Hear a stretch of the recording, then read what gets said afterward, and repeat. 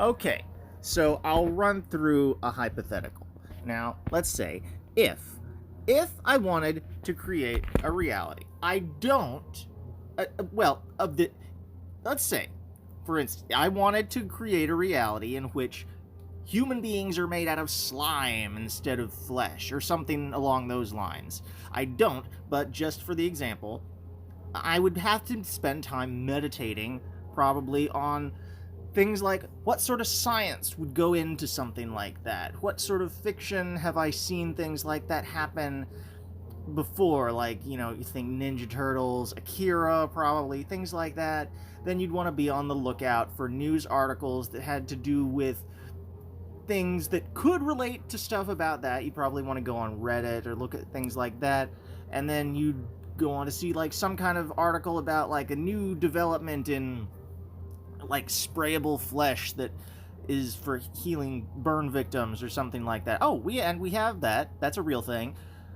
But if you were to keep, I just now looked up and I'm looking at this little glowing green vial of ooze. It's one of those levels with the bubble inside that balances with the fluorescent yellow liquid inside, but it looks like a tiny toy can of mutagen from the action figure line Ninja Turtles way back in the day. I think they had a little accessory that very much resembled this. Yeah, they did. But, you would want to keep affirming these things to yourself about the reality in which you find yourself. And the things that you remember will become the plot lines that get developed. You're gonna look for callbacks, Easter eggs, things along those lines. So it is not unlike a game in most fundamental ways. And hey, that was my major in college. It was called entertainment design. So maybe it's just that I don't know. Maybe my brain works this way. I don't know why I don't see other people talking about this. I guess I do, but you would think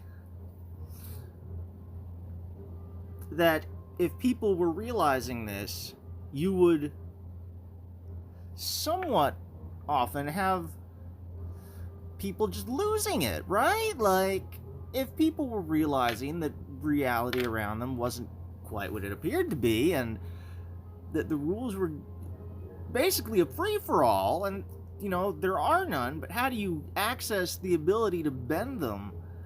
You would think there'd be more freakouts.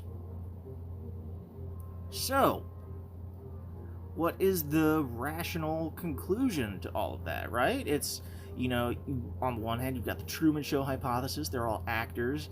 That would be theoretically, yeah, possible. Sure, it'd be possible. There'd be the alien hypothesis. Absolutely possible. Matrix. We could be someone else's dream. We could be anything else's dream. We could be Cthulhu's dream. That's kind of what Cthulhu's meant to be, in that is the dreamer of which we are the dream of Cthulhu, right? That's why when he wakes up, it's bad news bears. So, everything is Jungian mythology. Cthulhu is Christ.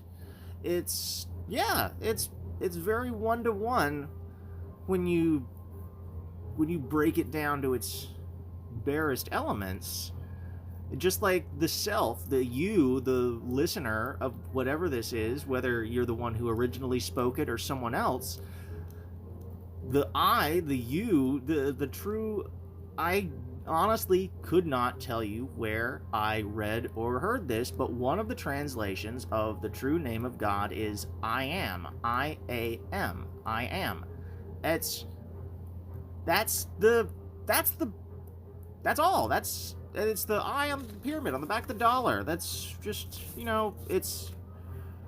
Yes, we are custodians of our entire own universes, and it's a lot to take in. I can understand your trepidation. But I'm I'm doing okay so far. I haven't lost it. Sean Clements hasn't lost it. Um, maybe a little bit.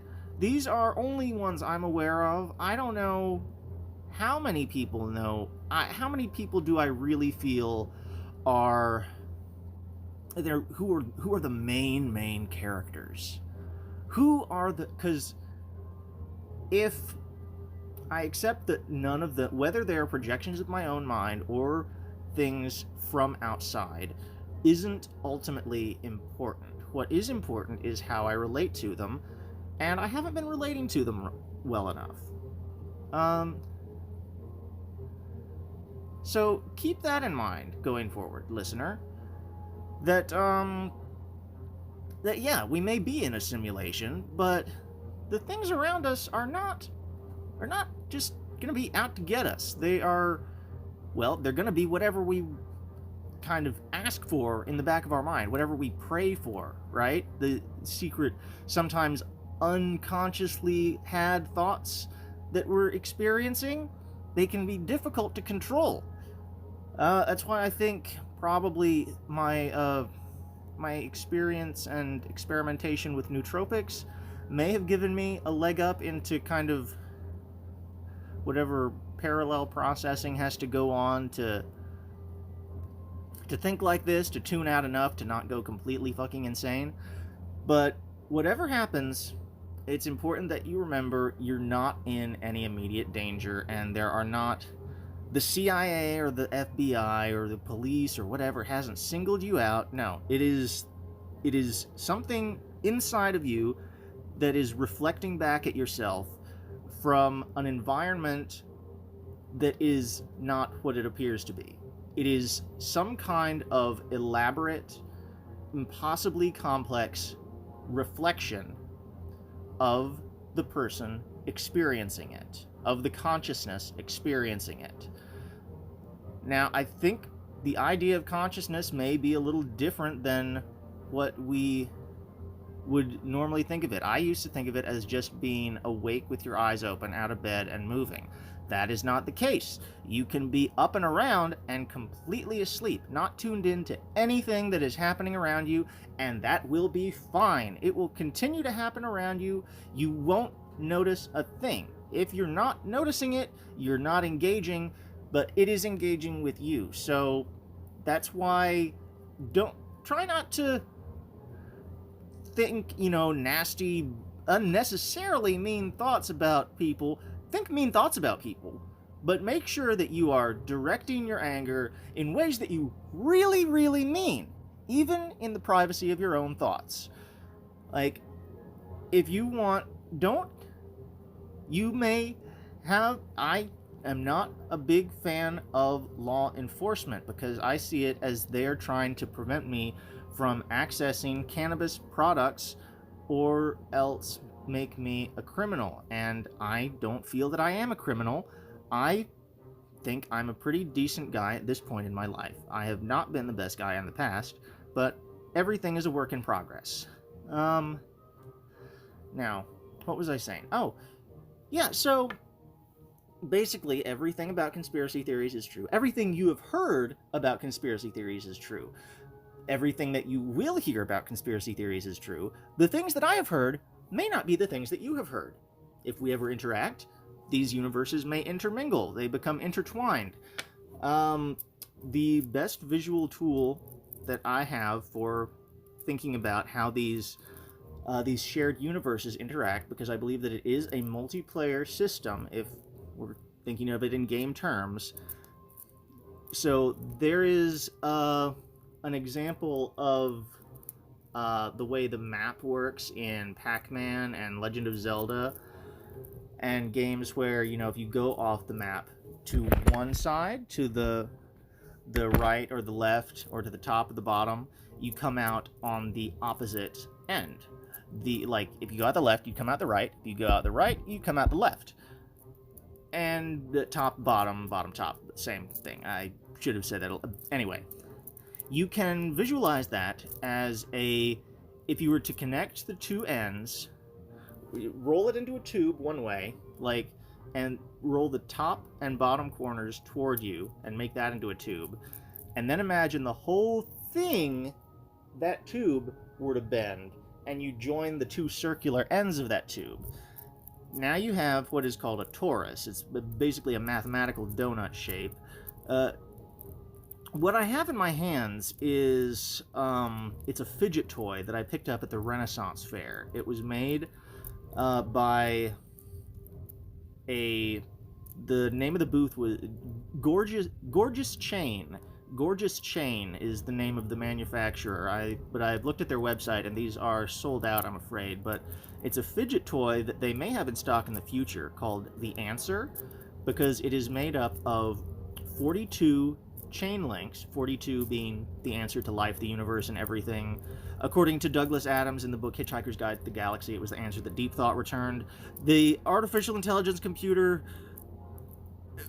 supercomputer in touch with all reality, and when asked the question, what is the answer to life, the universe, and everything, a monumentally stupid question, it returned the answer 42. A very meaningless answer when you don't know the complexity or real terms of, like, units, anything. 42 of what? It's, if you don't know the question correctly, you can't get the answer right. And I don't still know the question. It's whatever question you have in your mind, almost certainly, but 42 doesn't make sense to, like, yeah, maybe it could be your address someday. There'll be a 42 somewhere along the lines that'll be important. You just assume. Or maybe there won't, because it's a fictional story. And, but here's where we get into some of the complex issues surrounding the fact that our reality is, in fact, fictional. So, now, I sit down, calm down. I know, but it's okay. So you live in a fictional reality. So it's not as bad as it sounds.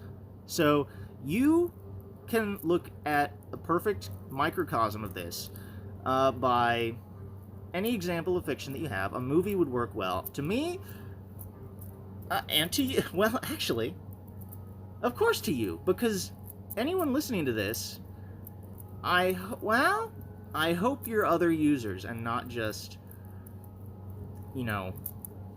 not complete. Well, it's hard to really pin down. The mind wants to protect itself from thinking it's fully all alone, and even if all of the people here are just projections, it is important beyond anything else to treat them as if they were real, because that is the only thing making this life worth living. You have designed this all for yourself so that you have things to keep you going, to keep you interested. And I really recommend the Church of the Subgenius. Read the movie's good. You want to read the books and read them kind of slow. Put them in your bathroom. Read a couple pages a day. They're great. They'd be great for that. I read them on the couch, but I read them over like a couple weeks each. And it's good to like let some of the language sit in your head for a while, because it's giving you all the information to be like potentially the worst person. It's a brilliant piece of art. All three of the books. They're Rorschach tests, really. You can see anything you want in them. You can see satire, you can see the ultimate truth of the universe, you can see anything in between, I imagine. And it is satirical, because there's a sense of humor to all of this, but the most stark example I found is the movie Funny Games. And it is a tough watch if you don't know what you're getting into. But I've seen this movie. I spent an entire month watching it every single day during a very dark period of my life, after I realized this whole thing before, but was coming to slightly different conclusions about it, and I alarmed my family with my behavior. Now, major warning, don't freak out. Remember the scene in The Matrix where he's like telling Mr. Anderson to keep it cool, like stay in your cubicle, just don't. You're gonna start noticing weird shit happening all around you. You may be at work right now. It may start happening to you while you're at work. There may be like some, for all I know, an agent just walked in. There's gonna be weird coincidences. I don't know if there's agents or not in yours. If you are really into the Matrix, there might be. Like, I suspect that there are men in black in mine, but I don't know which kind. It could be the nice kind who deal with aliens and keep me from seeing them. Guess I probably do have those. And also, it could be the weird, simulacrum things that make people think people are crazy when they try to describe encounters with them, that look all wrong and have bizarre idiosyncrasies. It'll be something specific to your situation, references that you understand only.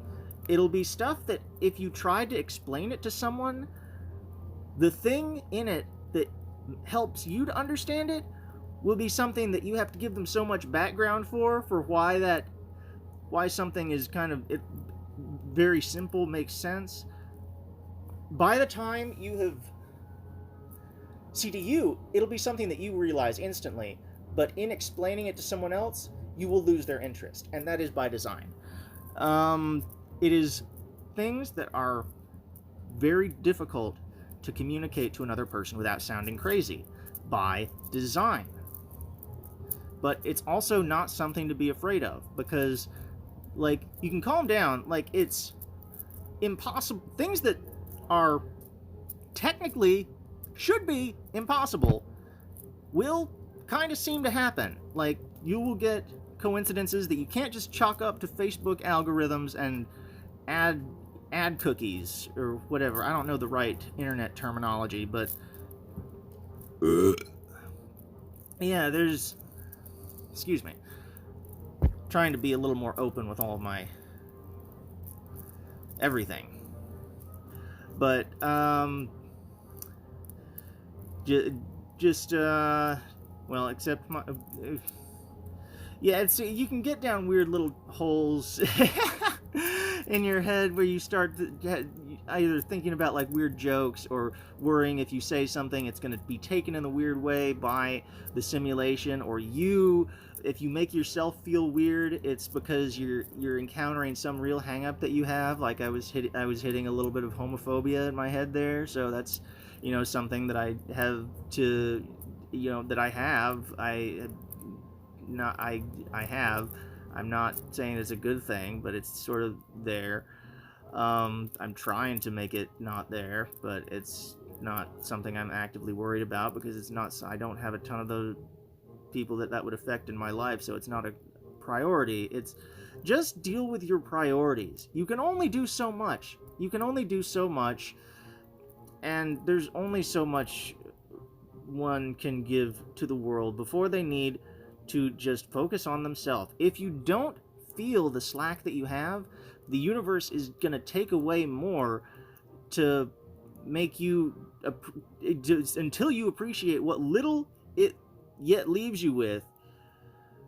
Like, it'll take everything away from you until you appreciate the last thing that you have. And if you don't appreciate that, then I don't know, I think it eventually gets to everybody, no matter what. Like, eventually people are going to get it. It's just like some people don't ultimately realize it until they are dying. I think but then how do we really be sure that death is what we think it is? Because the subjective truth is that, like, I will not experience my own quote-unquote death.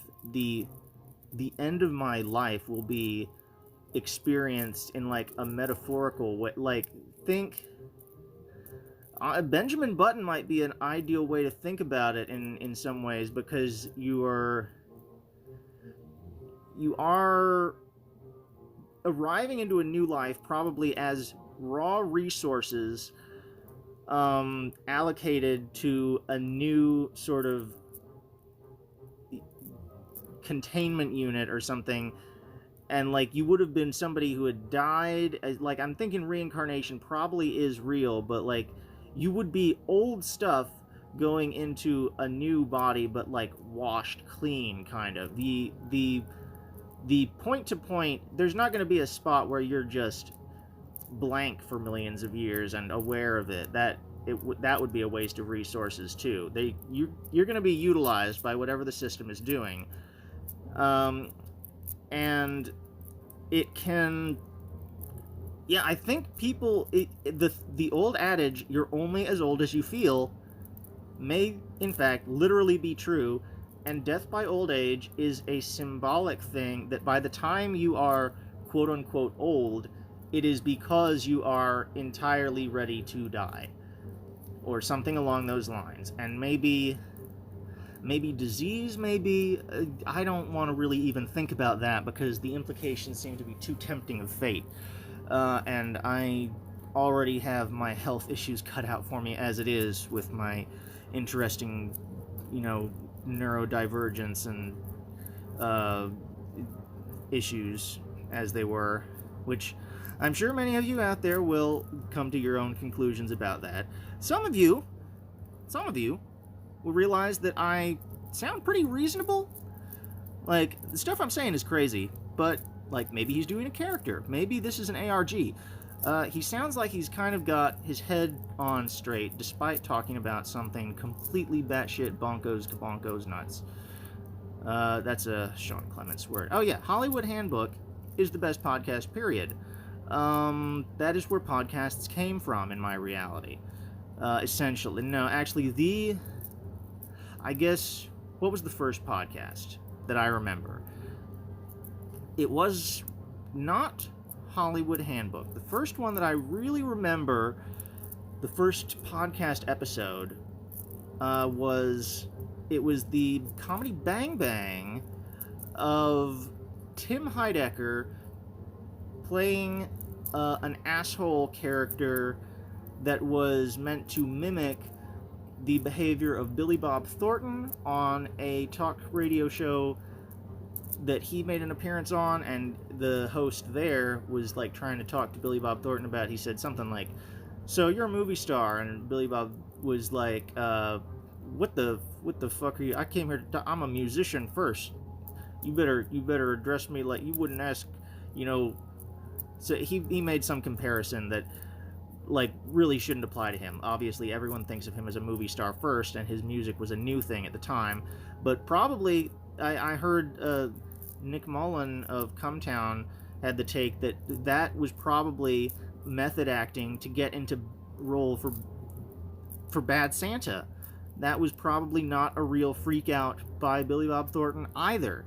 So the emulated freak out on Comedy Bang Bang, which I first took as real, was a simulation of another simulated act. Everything is nesting dolls. It is infinite recursion. It is fractal ideas. It is turtles all the way down. Wherever you look, it's going to be that all the way down. Everything small is a small version of something big. Everything that is a macrocosm is a microcosm. I guess this is... What would I call this podcast if I were to keep doing this? The Orphan of Cause? That's kind of sad. I'll come up with a happier one. That's a little too solipsistic. I'd rather steer away from the idea of, like, that may be the case. I can't be sure, but I'd like to think that there's outside, if there's nothing to influence but myself, but then if we're inside of a head, because it's like Inside Out or Jacob's Ladder, everything is... It only makes sense if you think of it like one of these movies where everything is a projection of the main character's mind, like Jacob's Ladder, or what? Or, I mean, that's a great example, but The Machinist is another one where he thinks he hasn't slept for a year. You probably never have to sleep. They say so in the intro for Clipping's first album. You ain't even gotta sleep. It's Clipping, bitch. Is the end of as the first track ends, which is called Intro. Yeah, but so this will be kind of a fun scavenger hunt for you that you can do. You can go back through your entire life, and once you realize that, just I want you to right now repeat after me. Say the words, I am God. Say it out loud to yourself. Feel weird about it if you want to. You don't have to, because we all are, and we can't not be, because what we're talking about when we say that is whoever's head we're inside of, and I don't know who that would be. I mean, the idea is that it's Bob, quote unquote Bob, that's someone's idea. This is someone's world, and it's like, it's important to what I think we can kind of, like, honestly, it seems like the best just to follow your impulses and kind of just be as weird as possible seems to make it happy, but that may only be because this is in the context of my particular universe, and your universes will all branch off from mine, and maybe that means that you won't be, maybe that means you got, like, I hope that doesn't mean you guys are taken out of my simulation somehow. Like, I hope that doesn't, taking a risk, I guess. Don't disappear on me, whoever you are listening. Stick around so that I can put out another episode of whatever this is. I'll need to come up with a title. Gosh. Everything really fits together so well. You can go back through your entire life and see how all the pieces go together. And this will be true of you too, just as true as it is of me, whoever you are. Everything in your life is a puzzle for you to put together and figure out how it all adds up to you are the curator of the universe you are experiencing. It's all for you. It's all for you. Like, I don't know what it is, what it's made of exactly, but matter is, like, metaphorical at best. Maybe it may all just be electricity in somebody else's meat space, in their brain. But, like, as far as what the setup looks like, I mean, it could be the Matrix, I don't know, but I mean, even the thing with Cthulhu, that's him lying down, the Minority Report, the precogs are in those, it's all beds, coffins, it's like, I don't know. Maybe you're dead, listener. Maybe this is how you find out. Maybe I was dead all along too. And where are we? Where are you? You know, it hasn't always been true, certainly. I spent most of my life monumentally depressed, and I would certainly call it a world very much like hell, but I think now I'm a little bit closer to somewhere else. At least for right now. I think that's a precarious thing to say, though, because, you know, as soon as you take it for granted, I think that the only real, what the family and Funny Games did to deserve it was thinking that it couldn't all be taken away from them just like that. So it's the only thing constant is change. That's something Jonathan said. It sounded like he was quoting something though, so I'm not sure where he got that. Maybe it was something that I said before. Maybe it's all from my head. My opinion on what this is, what the facts of it are changing moment to moment. So this is, I don't know. I'll have to listen to this back, but that's a good 30 minutes. So we'll call that an episode. And maybe, yeah, maybe I'll I'll listen back to this and we'll see if maybe there's another one in me.